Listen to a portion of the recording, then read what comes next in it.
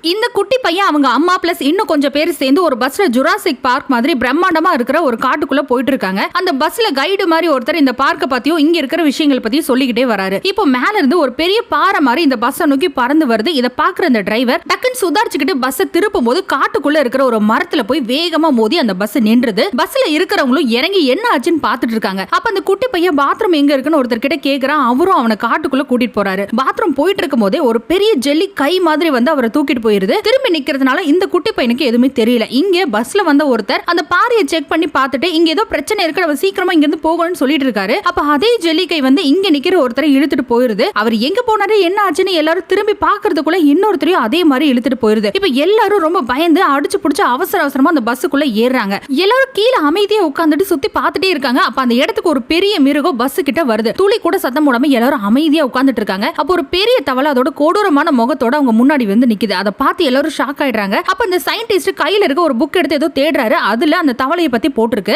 எந்த சத்தமும் போடாம அமைதியா இருங்க, சத்தத்தை வச்சுதான் அது நம்மள அட்டாக் பண்ணுன்னு சொல்றாரு. அப்ப கரெக்டா ஒருத்தருக்கு தும்பலும் வந்துருது. அந்த சவுண்ட் கேட்டு அது பயங்கர ஆக்ரோஷமா அந்த பஸ்ஸை இடிக்குது. இங்க காட்டுக்குள்ள மாட்டிக்கிட்டு இருக்கிற இந்த குட்டி பையனையும் அதே மாதிரி ஒரு ராட்சச தவளை துரத்துக்கிட்டே வருது. அவன் ஓடி போய் தண்ணிக்குள்ள மூழ்கி சத்தமே போடாம உட்கார்ந்துட்டு இருக்கான். ஒரு கட்டத்துல முடியாம தண்ணிக்குள்ள இருந்து வெளியே வந்துறான். அந்த இடத்துல ஒரு காஞ்சு போன மரம் மாதிரி இருக்கு. அதுக்குள்ள போய் ஒளிஞ்சுக்கிறான். அப்பவும் விடாம அவனை அட்டாக் பண்ண ட்ரை பண்ணும்போது அதை உருண்டு போய் ஒரு பள்ளத்துல விழுந்துருது.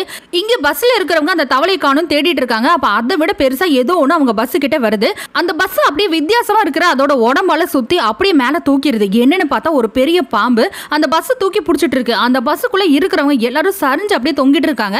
அப்ப அந்த டிரைவர் டோரோட பட்டன் மேல விழுந்துடுறாரு. அப்ப அது பிரஸ் ஆகி அந்த டோர் ஓபன் ஆயிருது. இப்போ ஒரு பொண்ணு வெளியே விழுக போயிடுறா. அந்த டிரைவர் அவளை பிடிச்சிடுறாரு. அவனை அந்த குட்டி பையனோட அம்மா பிடிச்சிடுறாங்க. ஆனா அந்த பொண்ணு கீழே விழுந்துடுறா. இந்த டைம்ல தான் அந்த பாம்போட முகத்தை காட்டுறாங்க. அவ்வளோ ஆக்ரோஷமா அந்த டிரைவர் முன்னாடி அவங்கள அட்டாக் பண்றதுக்காக ரெடியா வந்து நிக்குது. ஆனா அந்த டைம்ல காட்டுக்குள்ள ஏதோ ஒரு சவுண்ட் கேக்குது. அதனால அப்படியே அந்த பஸ் கீழே விட்டுட்டு வேகமா காட்டுக்குள்ள போயிடுது. அந்த பஸ்ஸும் அவ்வளோ உயரத்துல இருந்து கீழே விழுந்துருது.